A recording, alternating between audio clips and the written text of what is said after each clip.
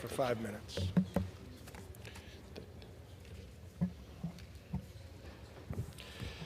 Thank you, Mr. Speaker. Mr. Speaker, thanks to the leadership of President Trump, America and the world are safer today than we were a week ago. Iran, the world's leading state sponsor of terrorism, is no longer on the verge of obtaining a nuclear weapon, and now they have agreed to a ceasefire with Israel. President Trump is fulfilling his campaign promise to make America safe again. Promises made, promises kept. Americans want peace through strength, and that is what President Trump is committed to.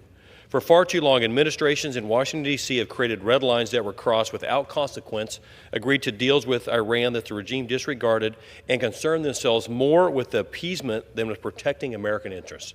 President Trump took a different approach. For months, President Trump has urged Iran to make a deal. He has been clear, there's no world where Iran, whose leadership chants death to Israel, death to America, will be allowed to obtain a nuclear weapon, ever. This is not up for debate.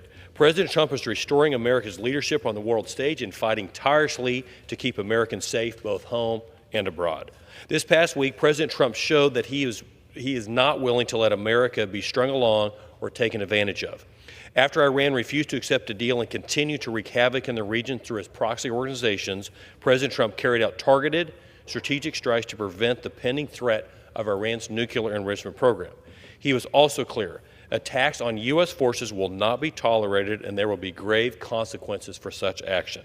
This is what leadership looks like, and I applaud President Trump for putting America first. Audrey and I are grateful that our brave servicemen and women were not harmed in the strikes, and I continue to pray for the safety of our troops and Americans in the region. The world is safer today because of President Trump, and we pray that the Lord will continue to give him wisdom and discernment as he leads our nation and continues to work on bringing down tensions in the Middle East. God bless President Trump, God bless our troops, and God bless our great country. Mr. Speaker, I'm proud of the work our Republican majorities are putting in to deliver America's families the largest tax cut in American history. This process hasn't been easy by any means, but it is worth every single debate we are having to get it over the finish line. If we fail to get this bill passed and sent to President Trump's desk, middle and working class families will be the ones who pay the price. Some of my Democrat colleagues continue to lie about what our bill does.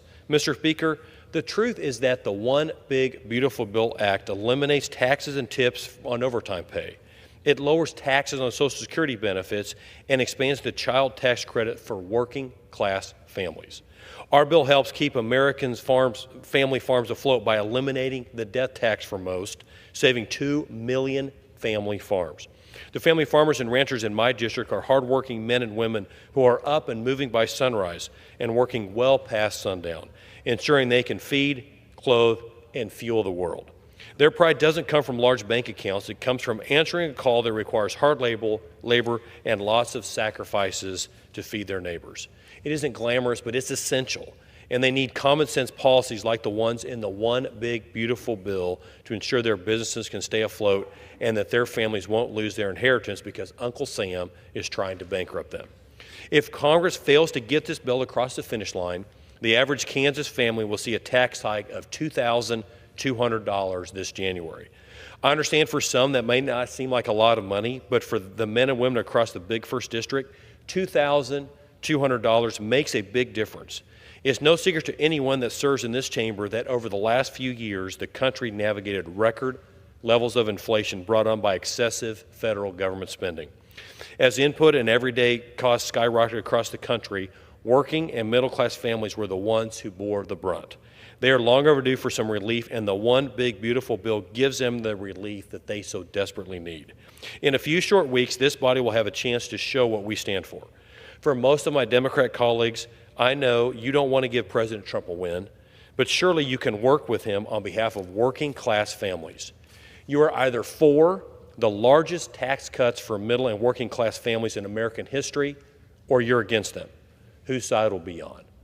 Thank you, Mr. Speaker, and I yield back.